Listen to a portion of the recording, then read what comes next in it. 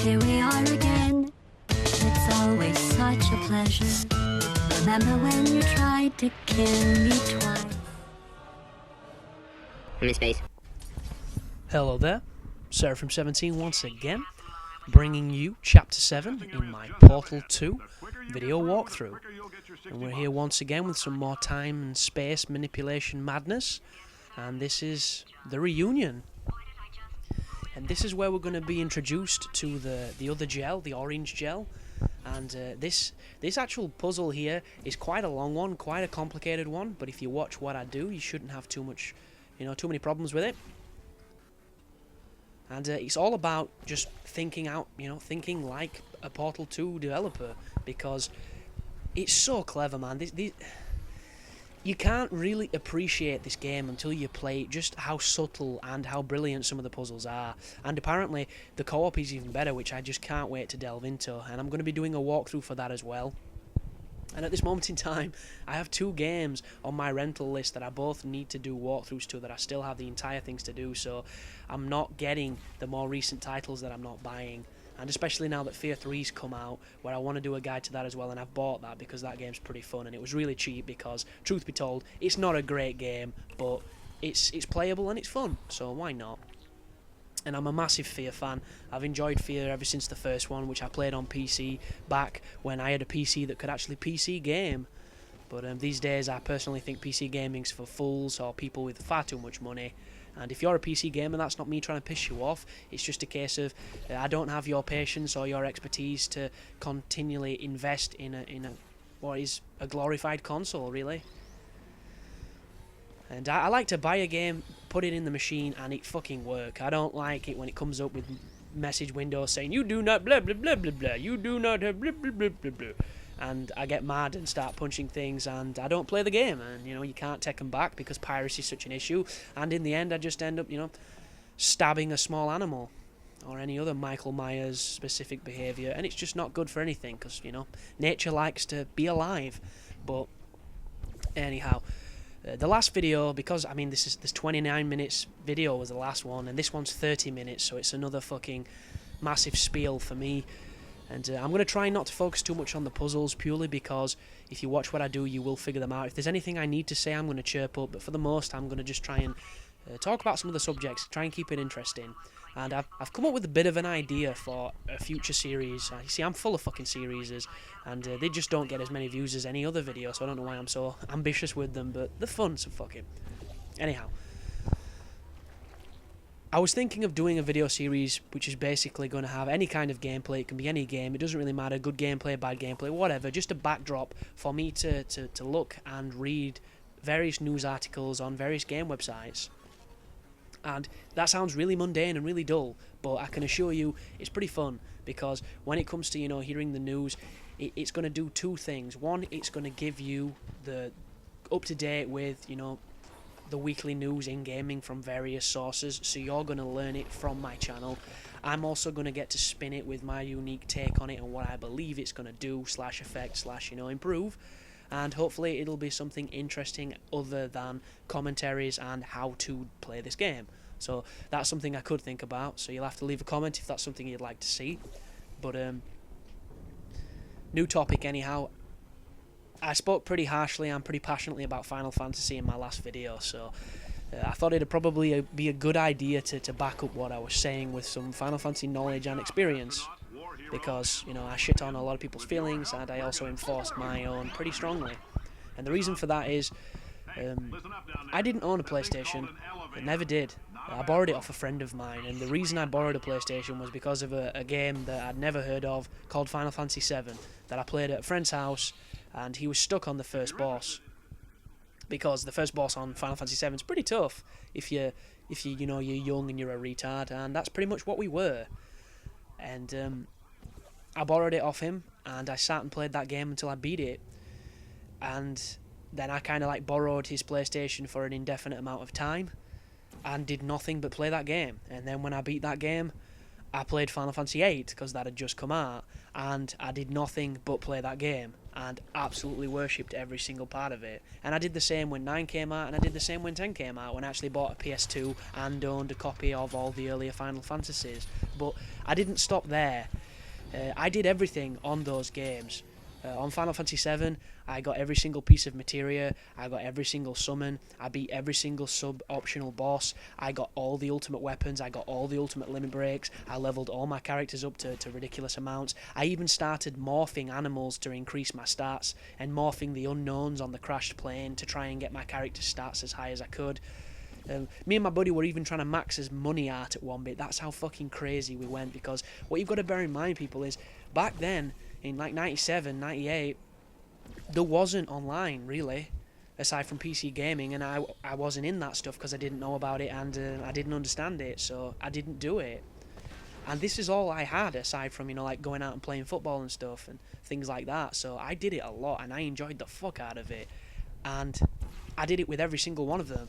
Final Fantasy VIII, I got all the GFs, I made all the ultimate weapons, I got all the ultimate limit breaks, all that kind of craziness.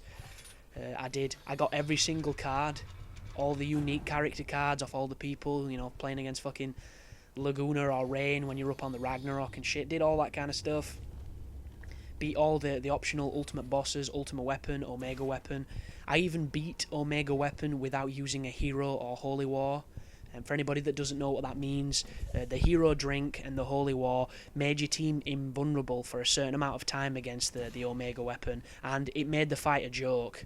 And what I basically did was I equipped I junctioned my magic a certain way and equipped my characters with certain moves and had a strategy that enabled it so that the omega weapon couldn't kill Squall. You just couldn't finish him off. And it was hard. It was hard as fuck, and I invested easily maybe 100 hours into doing it when I did all these things on these games, but there's such an enjoyment and such a fulfilling feeling from doing it. I mean, like, the first thing the Omega does, the Omega weapon on Final Fantasy VIII does to you is, I think it's called Medigo Flame, and it does 9,998 damage to your entire team, and the highest life on that game is 9,999, so immediately every member of your team has 1 HP. And it's one of those really scary moments where it's like, if you're not confident, if you don't know what you're doing, you're going to panic and you're going to get destroyed. And it's something that I carried across all of the Final Fantasies. Same on 9. I found every bit of Chocobo treasure. I did Ozma. I did all that kind of stuff. The only thing on 9 I didn't do is the Excalibur 2 thing, because I think you needed a Japanese a Japanese PlayStation, because mine wouldn't skip the cutscenes, so I physically couldn't do it. And if anybody wants to know what that is, you have to get to Disc 4, you have to get to Memoria in under something like 14 hours, and that is possibly one of the most insane things you'll probably ever see if anybody's done that, and I'm guarantee you that people will have, because people are fucking crazy. But did the same on 10, and that's why I love them so much. And obviously Final Fantasy 11 was really weak because it was online, and you had to rest in between sprinting. There was a fatigue bar, and it's like, what the fuck is that? I just had no interest. Final Fantasy 12 came out, and Final Fantasy 12 isn't a bad game. It's nowhere near as good as the other Final Fantasies, purely because the storyline was atrocious, the characterization just wasn't there. It didn't feel like you knew who the enemy was or why he was such a bad person. But the judges were really cool. Fucking love the judges' designs, and I love the idea of it. And a lot of the combat was kind of cool with the real-time stuff and all the gambit systems and stuff. And it was interesting. It had a lot to do, but it was nothing on 10. I mean, 10.2 was another fucking novelty one which I played, and I enjoyed it, but it was nothing on the older ones. And then Final Fantasy 13, I hated with every fibre of my body. With every fucking, just, nuance of my brain, just, hate it. But that's why I'm so passionate about it, people. I do apologise if you have no interest in the series or you don't know what the hell I was just talking about, but I wanted to clear the air so people could actually see where that opinion was coming from. I'm not the guy that stands up for the game that he hasn't played and shits on the game because it got massively hyped. I'm not that person, it's just not who I am. But anyhow, back to the game. So once you're inside here and you flip these switches, you're going to activate both the repulsion gel and the other fucking gel and the white gel. And it's going to enable you to do the puzzle in this next area. And it's pretty cool because the white stuff enables you to put a portal anywhere if you didn't know this, and it just unlocks so much potential. They could have gone so crazy with the puzzles, and if there's any DLC, they probably will. But the white stuff blew my mind, and yeah, I know that sounds really wrong, especially if it's a black dude, but I'm just gonna stop. Anyhow, the white gel is brilliant. It's just such a cool idea, and it's used really well. And this is pretty interesting here, because obviously this gel makes you move super fast, so it enables you to go through the crushers, but there's also a little puzzle that requires using it as well to get through the next area. So as soon as they start going upwards, you want to start moving forwards, and then you won't get crushed. But when you get to here, you open this door, you use your portal gun and put it on there, and then you have to run as fast as you can all the way back through the gel and go through the other portal, and it'll propel you to the next section. How cool is that? This stuff is so clever, it's so much fun to figure out, and I've just ruined it for you because you're watching a guide, so you should feel guilty, but I'm only kidding. Just keep doing your thing. And because this is a really long video, what I'm going to do is I'm going to look at the most recent news stories and give you a little glimpse of what that series might be. And I do apologise if the mic is popping and whatnot. What I'm doing currently to try and avoid the pops and make it sound better is I'm holding it below my chin so that the air from my words doesn't hit the mic and cause the pops. And it means that I have to make the volume a lot louder, but it does sound a little better on the recording. So it's a little bit, you know, more pleasant on the ears. Do bear with me, I am I am replacing my other headset, and I should be back to sounding all cybernetic and cool. But let's have a look what we've got here. So the first bit of news I'm checking is on Xbox360achievements.org. I don't know if you've heard of it. If you're an achievement whore, you'll know exactly what it is, because it's a really good haven for that kind of stuff. But the first story we've got is Red Dead Redemption getting the July the 4th multiplayer, where they're offering quadruple XP. And what that basically is going to do is try and entice anybody that's not got to the highest rank, or anybody that actually enjoys playing the game, to come back on and occupy the servers, because nothing better than, you know, making a multiplayer game than to make servers for people to play on, and if they're not playing on them, you're not getting your money's worth, and it looks bad on your overall statistics. So nice little incentive to lure people away from the Call of Duties and the Halos of the world. But right now, this puzzle is brilliant. This is probably the most fun you will have on any game. Using this foam and spraying it everywhere like a dirty porn star is some of the most fun I've had in years. I was giggling on this section, not only because it looks like we're firing cum, but also because it's just fun. It's pure, unadulterated, slightly seedy if you're that kind of guy, fun.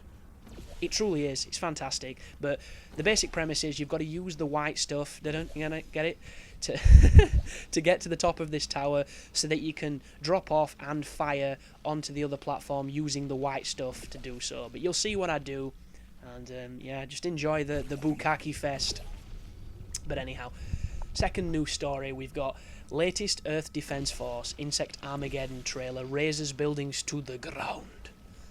So if anybody doesn't know what Earth Defense Force is, well, the old one is a shmup back on the arcade, but Earth Defense Force on the Xbox was a pretty niche title from a Japanese developer, and it's absolutely batshit crazy and horrifically just, you know, the graphics are bad, the gameplay is hilarious. It's one of those kind of cheesy, brilliant, inadvertently brilliant games. It's just like, it's so bad it's great, but it's actually quite fun.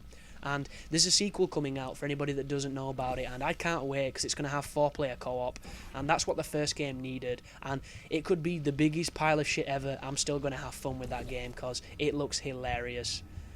I mean, you can level entire cities and at the same time be getting cummed on by over 500 spiders. So, you know, just process that through your mental capacity. But anyway, next news story is First Rage Developer Diary examines the legacy of id. And there's a little side note saying, see id Tech 5's mega textures and more. And for anybody that doesn't know what that means, id Software were basically the fathers of first-person shooters. They were the dev team that created, you know, Wolfenstein, and then went on to make Doom and Quake, and pretty much a lot of revolutionary shooters for their time. And they've dropped off the the wheel quite recently, because we've not seen them from a long time. I think the last thing they did was Prey, or maybe like Dea Katana or something. They haven't done too much, and I mean, they were so ahead of the time back then, but they're coming back with a game called Rage, which is kind of going to be crossy, you know, like Borderlands, Fallout, first-person shooter in a post-apocalyptic world. So they're a dime a dozen these days, but it looks really good. And the reason it looks so good is because id's new engine, the id Tech 5, has this mega texture feature, which enables them to have really high-resolution textures that look absolutely beautiful. And apparently it all runs really, really smoothly, so it could be a really fantastic game. But, you know, time will tell, because you just never know. Just look at Brink. And if you're one of them people on that video defending that game, go fuck yourself. Go lay on a train track, because you are a moron, retard, and you shouldn't be breathing and wasting everyone else's air. Anyhow, next story is Prototype 2 interview, talking about the new mutations from Radical Entertainment. You see, I loved Prototype 1. A lot of people really didn't like that game, and I have a lot of friends that will argue tooth and nail with me over how shit that game is, because they really did enjoy it, but I really did. And I didn't enjoy Crackdown 2, which is kind of the trade-off, because they came very close, but there was, I think it was, what's that fucking game called now? Infamous. The two competing open-world games were Infamous and Prototype. And Prototype got shit on and Infamous got loved. And I played Infamous, and Infamous deserves everything it gets, because it was a really tight and really fun game. But Prototype was kind of janky, was kind of broken, but there was just that guilty part of me that really enjoyed the game. And I can't shit-talk it. I'm looking forward to the second one. I never thought there would be, but yeah, I'm happy about that. Right, the next bit of news we've got is Gears of War 3 Vault Case bleeding out this September. And all that is a fancy console casing for your Xbox. So I couldn't give a flying fuck about that. I really couldn't. I care more about soup. Let's look down here for anything interesting. We've got Bungie Aerospace is an initiative for indie developers. So it's not a game. Fucking hell. But yeah, there's not too much news there, so I'm going to hop over to a different site. Let's have a see what the Giant Bomb folks are doing. But yeah, that puzzle I've just done there involves a lot of jumping and a lot of traversing. And this next one is kind of obvious, but I don't see it straight away because it had been a while. So if you look over there, there is a bit that enables you to plant a little bit. But what you have to do on this section is where my orange portal is, I need to fire my blue portal up to the top of the scaffolding so that I can walk along the scaffolding, drop off, and fire myself. But unfortunately, it takes me a while to quite figure this out, so do bear with me. Because if you look across directly in front of me now, there's a tilted bit of ceiling that you can put your portal on that's above the door, and if you fall down onto that central area there, use your momentum to fire you out. I don't know what I'm doing here. I don't know what I'm doing. But yeah, it's going to take me a while, but you'll see. I just apologise for it taking a while. So the Giant Bomb, what have we got? So we have Resident Evil Mercenaries 3D review, which has got 2 out of 5. And that is a shame, that, because if anybody played Resident Evil 4, and I'm hoping everybody listening to this did, because that game is a beast, they had a mode you unlocked when you beat the game to kind of make you play the game a little bit more. It added on life.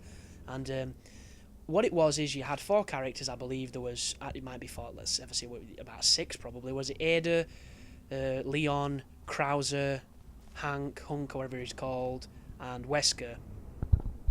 And what happened is, you chose your character. Each character had very selective amount of items and weapons to use, and there was about 4 or 5 maps that were all pretty different. They were all taken from the main game, and it was the equivalent of Horde, basically.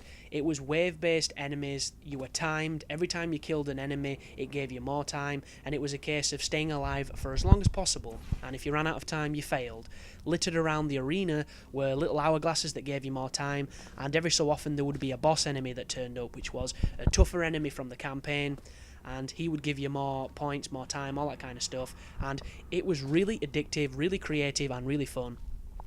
And I mean, like Hunk's Neckbreaker, which was a close-quartered move you could do from a context-sensitive button press after you shot a kneecap, is one of the most brutal and enjoyable animations I've seen in many years.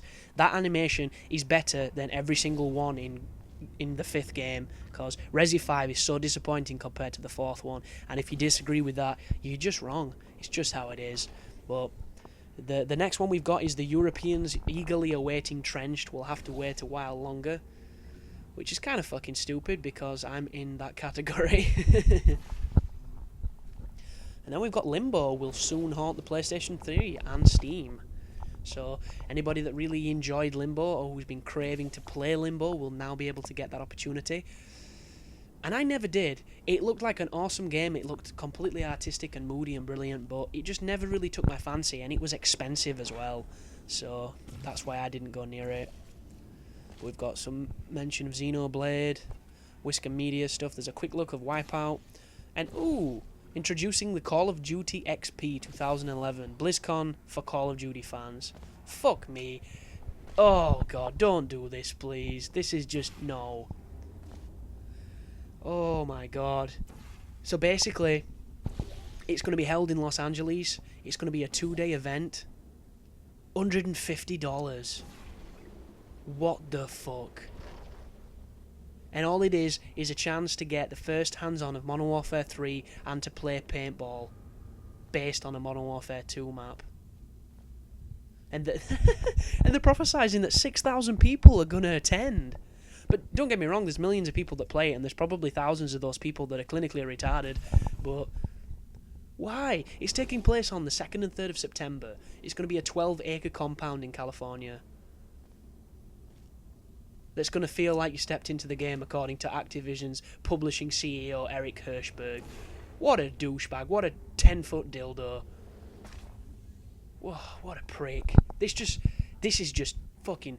There's a big fat cow called Call of Duty, and they're just milking them titties. Them titties are just oozing.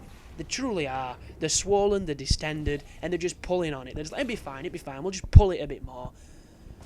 Just see how milky we can get. It's going to turn into some fucking dirty hentai porn at some time. This is just unbelievable. So, first crack, what you're going to get for your money, basically, you're going to play the multiplayer and the Spec Ops mode. So, I don't know. I'm kind of taking the piss and bitching, but I would like to play it. I'm just not going to pay 70 fucking quid to do so. And you get the chance to compete in a 32-team bracketed tournament for more than $1 million in cash prizes. What the fuck? That's going to be spread over like $1,000 each. Panels with Call of Duty developers, live shows from an unnamed AAA entertainment. God, I hope it's Jenna Hayes. That'd be great. An on-site museum, access to paintball setup modelled after... Oh, it's Scrapyard. Wow. That'd be cool to see. They're probably going to do a lot of promotional videos for that, for the Call of Duty Elite when that goes on. But they also say some exclusives available only to those who attend the event. A usable zipline. What the fuck? A full-scale, playable recreation of the pit. How cool is that? You see, I'm kind of fagging out now. I'm kind of going into fanboy mode, because that sounds kind of cool, but I'm not paying for it. And it's in America, so I'd have to buy a flight anyway. And a chance to eat in Burger Town. Gee, how big is this place? Fuck me. Crazy. And apparently it's all about the experience. It's all about the fact that the game is about mastery. The game is about investment of time and improving and constantly becoming better as you compete. Those are the pillars of this experience. It's all about bringing the experience of the game to life. Sorry, dude. That is the gayest fucking statement I've ever read in my entire life. You're just a PR douchebag. End of. So yeah, goodness me. One of the big reveals at the expo will be full clarity on Call of Duty Elite. Oh, so there you go. Tickets go on sale July 19th. You see, it's kind of cool and kind of gay. It's kind of, you know, you're the guy on top doing the fucking, not getting fucked. So it's completely hetero. I don't know. I can't decide. What do you think? Leave a comment.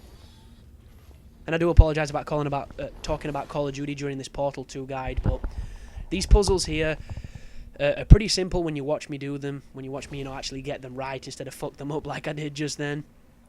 So I don't really need to hold your hand through this, and it gives me an opportunity to talk some drivel for the people that watch my videos regardless of what I'm playing. And those people know who they are, so thank you very much. Ooh, this is an interesting one I'm going to look into. Respawn Entertainment have launched a website with a blurry image on their the new game, and all we know about it is it's going to be a first-person shooter, and I think it's going to be futuristic. I think that's all that people can know. And right now, the screenshot itself is fucking garbage. You can't see a damn thing. It looks like your grandma's been using your phone to take a picture and she has a thumb over the lens. So you can't tell what the hell it is. And no matter how good your Photoshop skills are, you're not going to decipher this picture because it just looks crap. But for anybody that doesn't know who Respawn Entertainment are, they are pretty much the people that redefined Call of Duty. Because it says it like Vince Zampella and the other guy, Jason West, who were pretty much kicked out of Infinity Ward because of the war with Activision and the lawsuit that's still going on about them getting paid for that game. But anyhow, they were then formed Respawn Entertainment, their own developer, and they were picked up. And they were picked up, I think, by EA. And obviously EA are a massive parent company at this moment in time. They've got new IPs coming out like Dead Space and all sorts of other games. They're backing DICE a lot. And there's going to be a new first-person shooter coming from the people that redefined online multiplayer progression. So that could be really, really sexy. And even if you completely hate Call of Duty and you hate what it's become, you still have to respect these people, because Call of Duty 4, which is the one where they redefined it, that, regardless of your opinion, is a fantastic game. And what it did for multiplayer shooters is the same thing that Doom did for first-person shooters. It just brought it into a new age. So that is really good news and really interesting, so I'm going to hopefully stay tuned to that.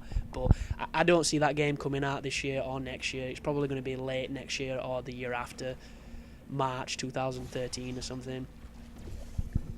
But there's not that too much left on that one, so we'll go to the mastery of selling out, which is IGN. Not a big fan of IGN personally. They seem to put far too much shit on their site, and there's far too much fucking Jessica Huge chin. So what we got here, they're advertising Transformers in 3D, Dark of the Moon, which, you know, is going to be a guilty pleasure. I'm going to see it, but I don't have high hopes for that film. Let's have a look. Oh, that sounds pretty beastly. Harrison Ford's called Shia LaBeouf a fucking idiot for dissing Indiana Jones. I assume it's the Crystal Skull. Gonna have to click on that just for sheer respect out of Harrison Ford. The guy's a beast. But there's 3 minutes left of this video. We're getting very close to the final chapter of the game. Once again, if you don't enjoy me talking about other things aside from the gameplay, please speak up, because then I'll know who my audience is. But here we go.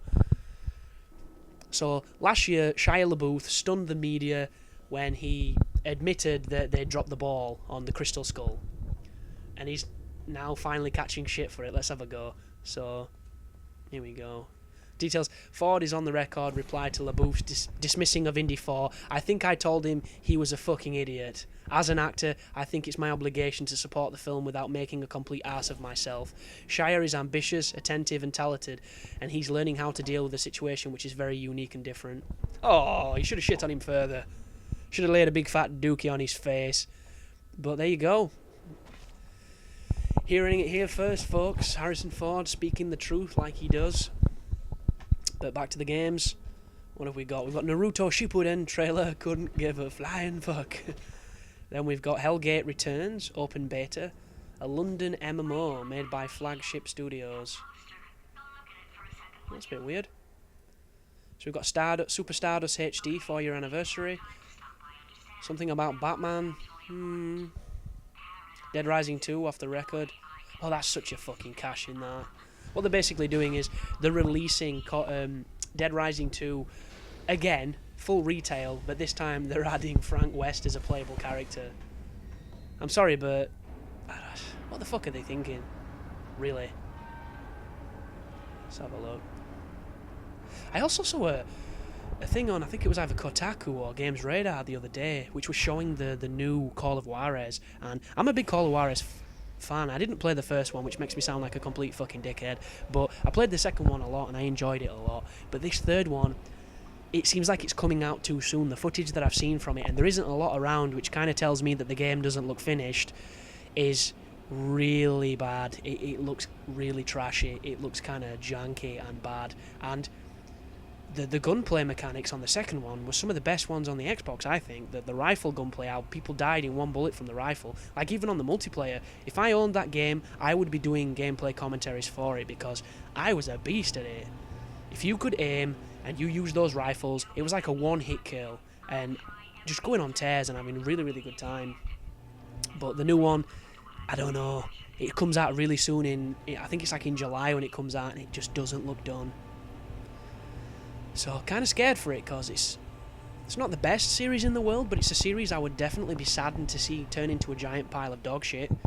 But, anyhow, pretty much at the end of Chapter 7 now, the reunion, when you come up here, you're going to be reunited with a familiar face, and you're going to be reunited with a couple more test chambers that are a bit more rudimentary than the ones we've just been doing, and a completely new gameplay mechanic, and then the last boss. So I'll see you there, guys. Thanks for watching, and you take care now.